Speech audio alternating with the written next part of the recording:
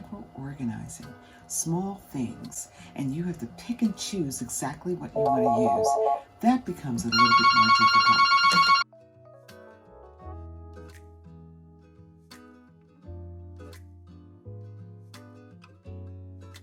I've been doing a lot of organizing here in my craft room, this small space that I have that is divided between sewing, crafting, and my office. But I got it to work. So now that I'm at the micro-organizing stage, I have to fine-tune things.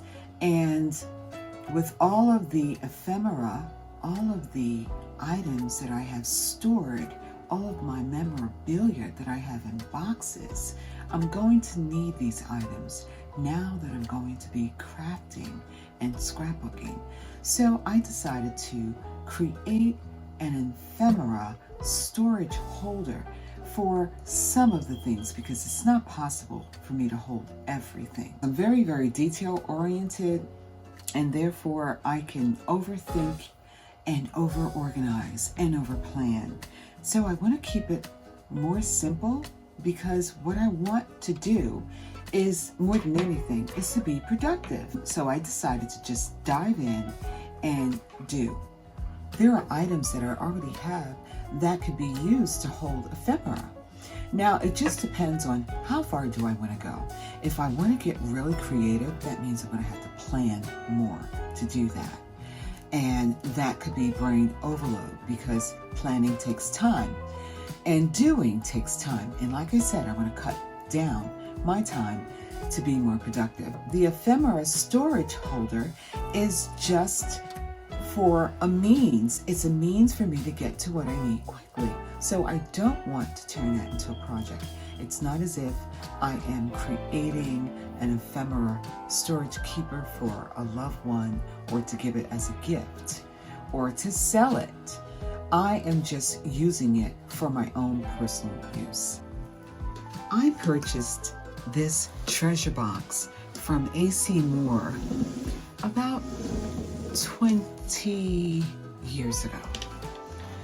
And all I've been doing is storing some memorabilia in here. Okay, so there are a lot of ephemera in this box that I can use for this project. So I'm going to show it to you.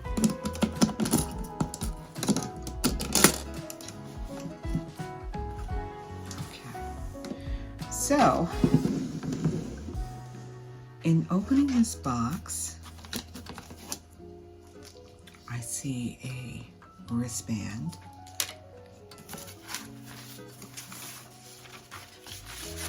some papers from one of my 13 children,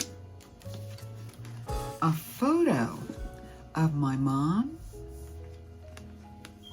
my dad, and my mom's brother, my uncle. And this is a card I sent my husband years and years and years ago. That's a whole other story. That'll be in my book that's coming out soon. And then I have letters. Oh my goodness. My parents owned a home in Brooklyn. They owned a brownstone. I grew up in that brownstone from 9 and I left home at 18. My father's dream was to come to America and then go back to his home, which was in Antigua, the West Indies. And he fulfilled that dream. It was either 1980 or 1981. My parents sold their brownstone in Brooklyn, New York, and moved back to Antigua, West Indies. My father had taken a whole year to build his home. And so during those years, we had to write letters to each other back and forth. Most of these letters are from my mother, and that was before she finally came back to the States. Okay, she didn't stay down there long because she ended up getting sick. and she needed the care from her doctors here in New York. I didn't like the fact that I was not sure about the dates of when my parents moved, so I happened to have handy, because I said I've been organizing, this photo album that I created between 2012 and 2013. I did this before my mother passed away in 2014, so I was able to complete this. Well, actually, it's not really completed, but I put as many memories as I could think of in this book. So this is truly a memory album. Now, I have not scrapbooked since. This was the last thing I created. And so I just want to show that to you real quick, and it confirms that my parents sold their home and moved in 1981. And so this is my mother. My mother was a piano player. They called it a pianist. She was a church pianist. And my father was an organ player. And I come from a family of piano players, but we never liked the lessons, and so we didn't cooperate. We don't know how to play the piano. 9 children, and not one of us played the piano. I created this album in 2013, between 2012. I created this album, like I said, between 2012 and 2013. And I did it with an antique vibe, because that is my vibe. My mother and I used to go to, my mother would take my sister and I to the Goodwill store when we were younger. She loved the Goodwill store. She loved thrift shops. She had a nice vintage style, and I just can't get that out of my spirit. And so these were things I actually, let me make sure I don't hit this candle. I actually crocheted this just to be able to put it on the page, because that is one of the memories of my mom. My mother, as a hobby, would crochet, knit, and do needlepoint and embroidery. She never sewed on the sewing machine. Actually, my sewing inspiration came from my father, who was a jack of all trades. He built his own home. He was a chef on a ship. He worked in England. He did so many different things. He had many, many, many crafts, but he was also a tailor, and that is one of the things that he did when he went to England and spent a few years there. Okay, so I'm just going to go through this briefly. This is my mom sitting on her bed, and a funny story. Before we moved into this home, we were in Brooklyn, and I stopped over at the home, which I would always do. If I was in Brooklyn, I would go to visit the street that I grew up on and visit the house. And I looked at the house and I wanted to go in. So what I did was I stood in front of that. First I rang the bell, no one answered. And so I stayed in front of the house and waited until one of the owners came home, because the person next door, the next door neighbor, told me that they were at work and to wait. Actually, no. He told me that he was at work. So it turned out that his wife was at home. And when he got home and he asked me what I wanted, I told him, I said, I used to live here. And I started telling him things about the house. And he said, well, come in. So he invited my husband and my daughter and I in. When we went into the house, they renovated, and he said he spent close to $1 million. It's a 4-story brownstone. He still has the first 2 apartments rented, the 3rd and 4th floor, and he has the 1st, 2nd, and the basement. But when we went to the 2nd floor, the floor where my parents' bedroom was at, this was a wall. This was actually a double door.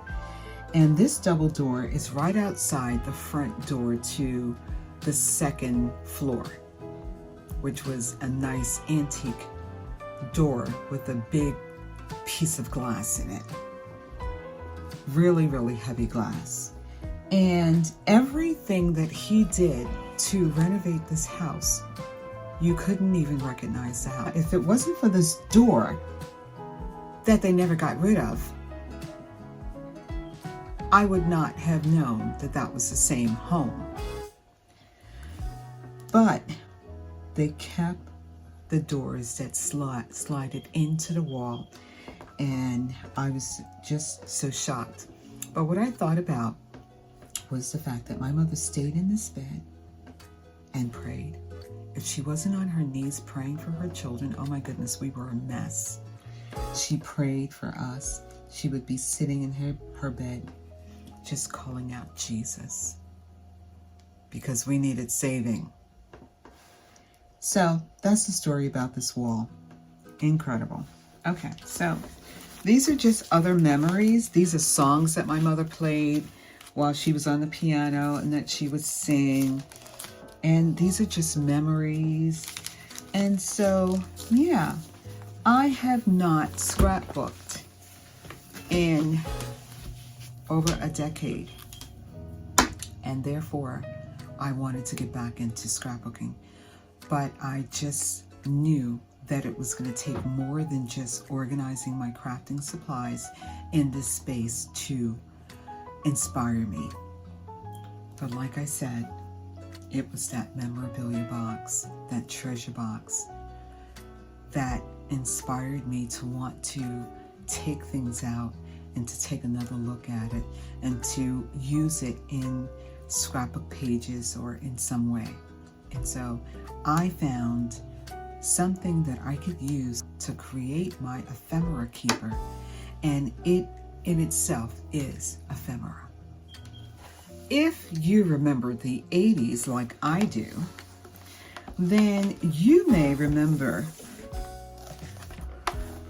the subscriptions that we used to get for Family Circle, which was weekend crafts, and for Creative Home, and there's another one. That's the one I'm going to be working on today. But I want to show you that I came up with this idea. Instead of creating a book using cereal boxes or corrugated board or just cardstock, I said, let me use something that is existing. And the reason I came up with this, it was really happenstance because I wanted some inspiration to do some type of craft. And I said, okay, let me look through here and let me see if I can find something that I'd like to do. And as I was looking through here, it was like, I was not interested in a whole lot of these things. I said, no, not interested. A lot of the things, and not particularly in this particular book, but let me just show you what I mean by outmoded. Okay. All right, staining wood furniture. We still do that today, but look at the photo. It's not very interesting. Maybe for someone else's style, but not for mine. So I figured instead of holding on to these things, why don't I cover it with scrapbooking paper and create an ephemera keepsake with it. Now this one can hold 1, 2, 3, 4 spaces to hold ephemera. That's a keeper. This one has patterns in it, and it's just one large page. So I can hold a lot of things on these. So it has tabs. I can decide what I want to do with the tabs. And a lot of this I don't want to get rid of. So what I'm thinking about doing, look at that. That's very, very pretty. That is very pretty. So what I'm thinking about doing is just using the clear labels on this particular one, because this is my favorite and this one holds so many memories because I have done a lot of the projects in here. I'm not going to change the cover because the cover is durable. I've had this since the 80s and it's still in pretty good condition. It's ephemera. It's lasting.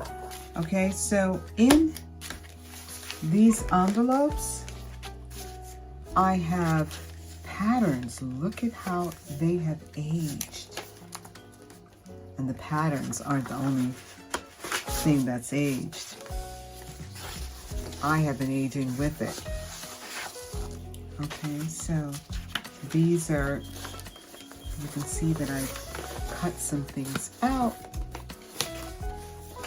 These are patterns, probably for these teddy bears. I'm not sure. I cut something out from here. These are things I can still use. So what I put in my ephemera keeper will depend on what my plan is, because it has to be usable. Okay, so now let's get to the one that I chose to start this project with. So this is the one that I chose to use. This is Great Gifts in under 30 minutes.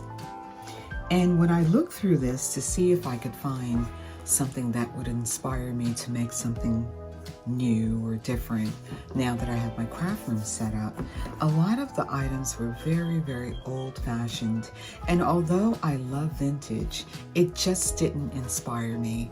And as a matter of fact, a lot of the things in that category, I have in another book. I'm going to show it to you. It's not like I don't like vintage. I love vintage. This is a book I pull out every Christmas with all of my Christmas decorations. And I've had this book since 1980. Do you see how different things were then? That's what I meant. The recipes are fine. There are a lot of recipes, there are a lot of crafts, a lot of things to do in here. And so I wouldn't cut anything up in this book. So I figured, since I have this, I can cut this up. I can cover it. So that's what I'm going to do here. And although I'm covering it, like I have this little tab here that says Vintage Vibe, I want this keepsake album, this ephemera keepsake album, to have a vintage vibe, because that is my decor, that is my vibe. And so I started doing some of the pages, but I don't want to show it to you quite yet. I want to first show you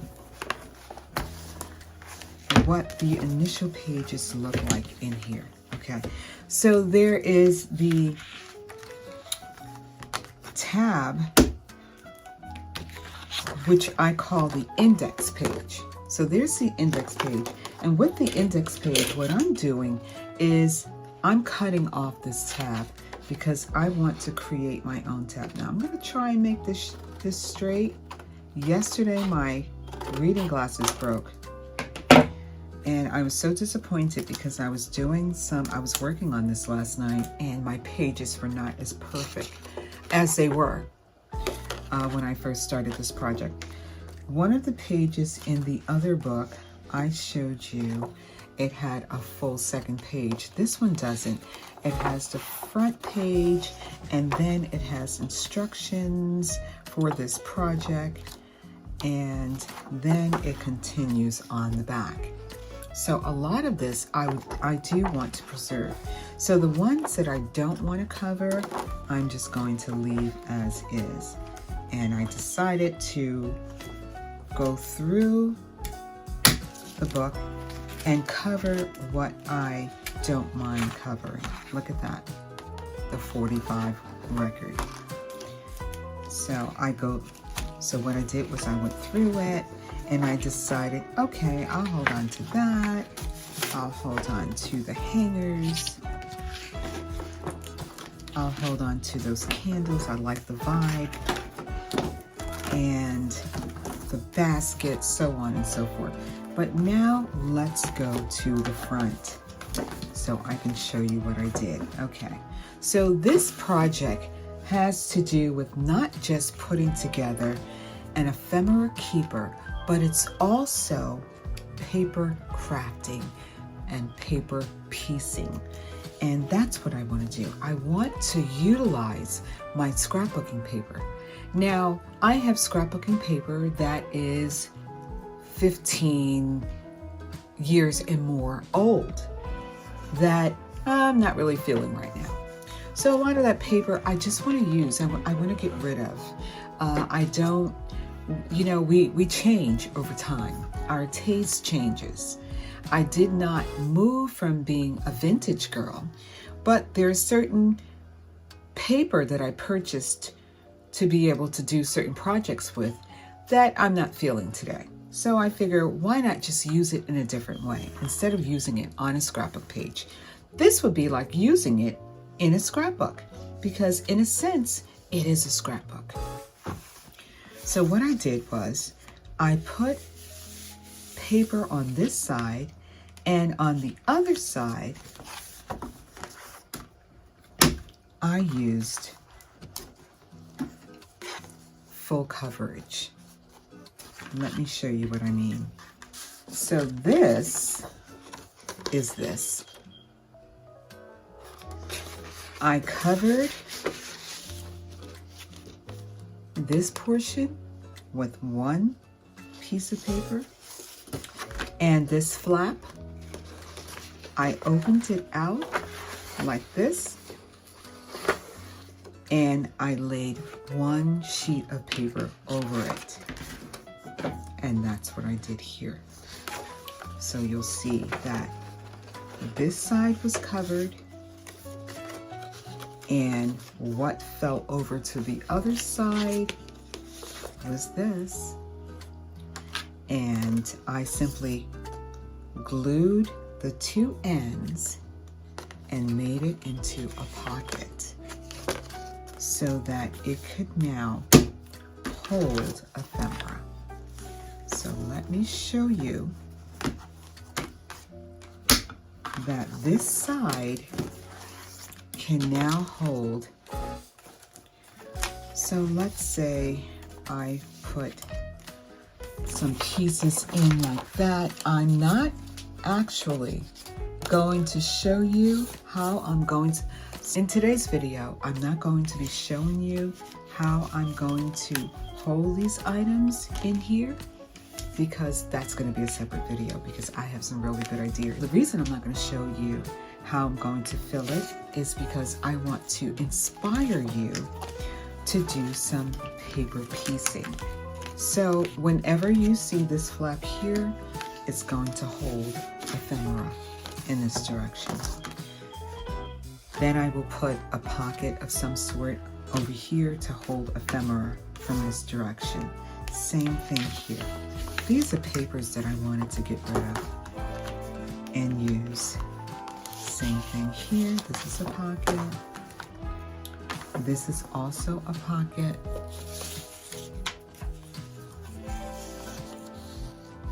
Okay, this is a pocket.